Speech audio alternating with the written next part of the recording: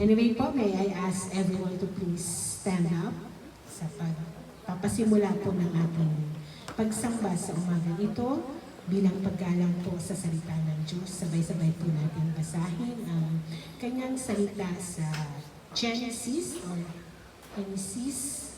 chapter 12 verses 1 to 9. Sabi po dito, sinabi ni Yahweh kay Abram, lisanin mo ang iyong bayan, ang tahanan ng iyong ama at mga kamag-anak, at pumunta ka sa bayang ituturo ko sa iyo. Pararamihin ko ang iyong mga anak at apo, at gagawin ko silang isang malaking bansa. Pagpapalain kita, at gagawin kong dakila ang iyong pangalan, at ikaw ay magiging pagpapala sa marami. Verse 3, ang sayo'y magpapala ay aking pagpapalain, at ang sa iyo'y sumumpa ay aking susumpain. Sa pamamagitan mo, lahat ng mga bansa sa daigdig ay aking pagpapalain. Verse 4 po, sumunod nga si Abram sa utos ni Yahweh, nilisan niya ang Haran noong siya'y 75 taon. Sumama sa kanya si Lot. Sinama ni Abram ang kanyang asawang si Sarai at si Lot na pamangkin niya. Dinala niya lahat ng kanyang mga alipin at ang mga kayamanang naipon nila sa Haran. Pagkatapos nito'y nagtungo sila sa Kanaan. Pagdating na roon, nagtuloy si Abram sa isang banal na lugar sa Shechem, sa malaking puno ng More. Nooy naroon pa ang mga Kananeo. Verse 7 po. Nagpakita kay Abram si Yahweh na nagsabi sa kanya, ito ang lupain ibibigay ko sa iyong lahi. At nagtayo si Abram ng altar para kay Yahweh na nagpakita sa kanya. Buhat doon, nagtuloy siya sa kaburulan sa silangan ng Bethel at huminto sa pagitan ng Bethel na nasa kanluran at ng Ai na nasa silangan. Nagtayo rin siya roon ng altar at sumamba kay Yahweh. Mula roon, unti-unti silang nagpatuloy papunta sa gawing timog ng Kanaan. Purihin po ang Panginoon sa kanyang salita sa salamat po sa umagang ito, Lord. Kami po'y lumalapit sa iyo, Panginoon. Hinihingi po, Panginoon, ang inyong grasya. Hinihingi po, Panginoon, ang presensya ko po, Panginoon, ang siya. Sumama po sa amin sa mga oras na ito, Lord God. We trust you, Lord God. Purihin ka, Panginoon, Lord. Sambahin ka, Panginoon, Lord God. Salamat po, Panginoon. Salamat. Sige po, tayo po yung mama.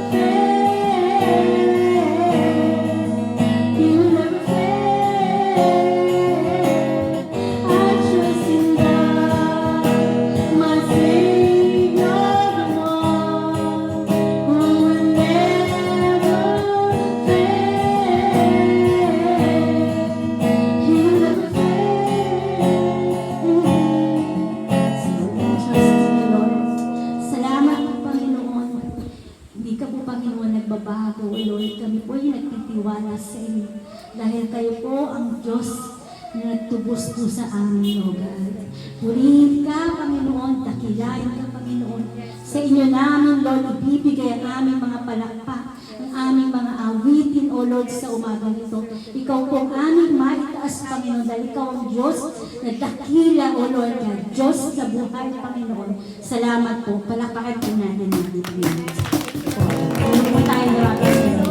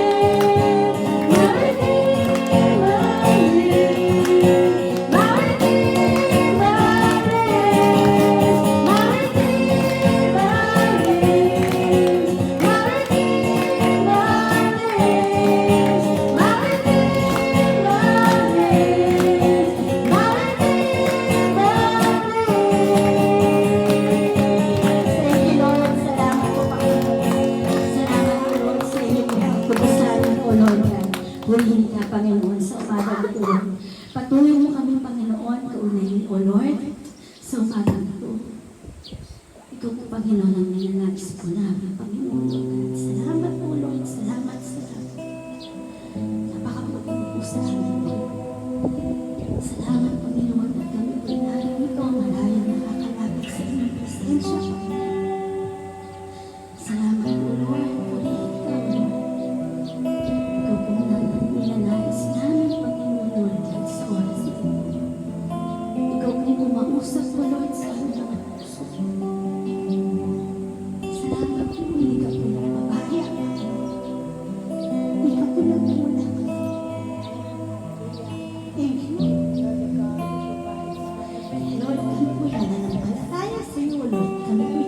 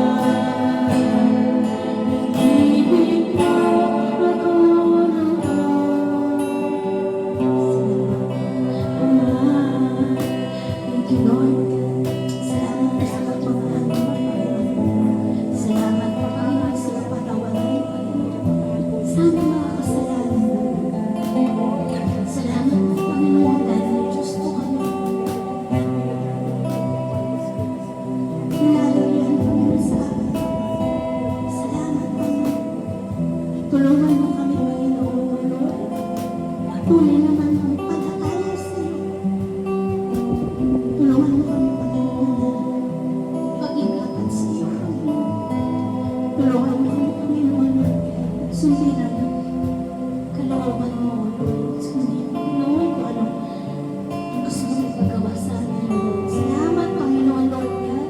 Salamat po sa mga katugunan sa aming mga panalangin, O Lord. Sa aming mga tinutulog, Panginoon. Antayin po namin, Panginoon, ang iyong pagtugon, O Lord. At kami po'y nananampalataya, Panginoon, Lord God. Na alamang po aming nilapit sa iyo na may pananampalataya, Panginoon. Ito po'y pagkakataon